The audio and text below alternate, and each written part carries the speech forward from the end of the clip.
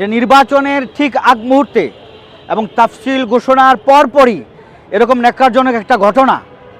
এটা আমাদেরকে কি মেসেজ দেয়? যারা ফ্যাসিস্টের থেকে দেশকে রক্ষা করেছে, দেশের জনগণকে রক্ষা করেছে, এই দেশের সকল নাগরিকের জানের নিরাপত্তা দেওয়ার জন্যে যা যা করার দরকার আপনারা করুন। তফসিল ঘোষণার পরপরই আমাদের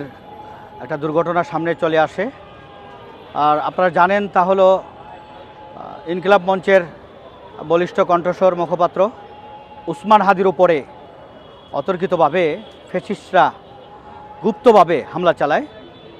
এবং হত্যার উদ্দেশ্যে তার মাথা গুলিবিদ্ধ করে। আমি প্রথমে সর্বশক্তিমান আল্লাহ রাব্বুল আলামিনের মহান দরবারে দোয়া করছি, আল্লাহ তাআলা তাকে সুস্থ করে তুলুন এবং আবারও যাতে সে তার ফিল্ডে ফিরে আসতে পারে, আমি সে দোয়া করছি। সাথে সাথে আমি এটারও উদ্বেগ প্রকাশ করছি যে নির্বাচনের ঠিক আগ মুহূর্তে এবং তাফসিল ঘোষণার পরপরই এরকম ন্যাক্কারজনক একটা ঘটনা, এটা আমাদেরকে কি মেসেজ দেয়? উনি একজন ক্যান্ডিডেট এবং উনি জুলাই যোদ্ধাদের প্রথম সারির একজন ব্যক্তিত্ব, যারা ফ্যাসিস্টের থেকে দেশকে রক্ষা করেছে, দেশের জনগণকে রক্ষা করেছে এবং শক্তি, মেধা এবং রক্ত দিয়ে যে সকল ছাত্ররা এই 24শে জুলাইয়ের গণ অভ্যুত্থান ঘটিয়েছেন, তার প্রথম সারির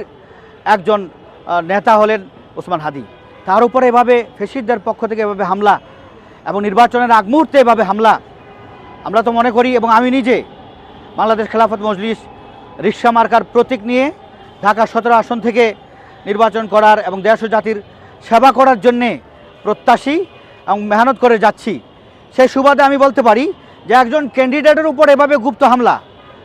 সে মর্মে আমরা ক্যান্ডিডেটরা কতটুকু নিরাপদ, আমি আমাদের দেশের প্রধান উপদেষ্টার কাছে সবিনয় আরজ করব এবং আইন শৃঙ্খলা বাহিনীর দৃষ্টি আকর্ষণ করব যে আপনারা আমাদের জানমালের নিরাপত্তা, আমাদের জানের নিরাপত্তা, বিশেষ করে ক্যান্ডিডেটদের জানের নিরাপত্তা এবং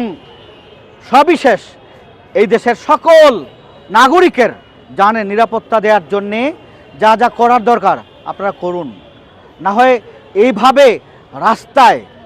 ওপেনভাবে এসে সে গুলি করে হত্যার উদ্দেশ্যে এভাবে গুলি করে,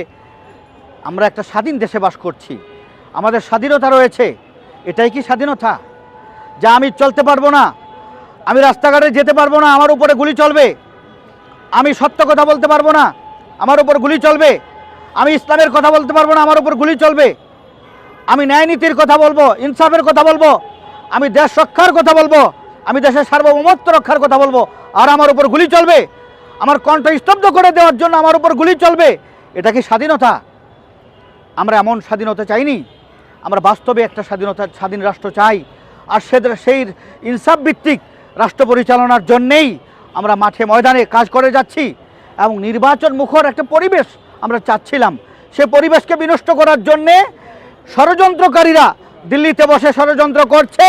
আর এই ষড়যন্ত্রকারীদেরই পৃষ্ঠপোষক হয়ে এই গুপ্ত হত্যা ওসমান হাদির উপর চালিয়েছে। যারা গুপ্ত হত্যা চালিয়েছে, গুপ্ত হামলা চালিয়েছে, আমি তাদের বিচারের কাঠগড়ায় দেখতে চাই, দেশের জনগণ তাদেরকে বিচারের কাঠগড়ায় দেখতে চায় এবং আমরা অনতিবিলম্বে তাদের বিচার চাই, দৃষ্টান্তমূলক বিচার চাই, যাতে নির্বাচনের আগে ফিলকে যারা বিনষ্ট করতে চায়, নির্বাচনকে যারা বানচাল করতে চায়,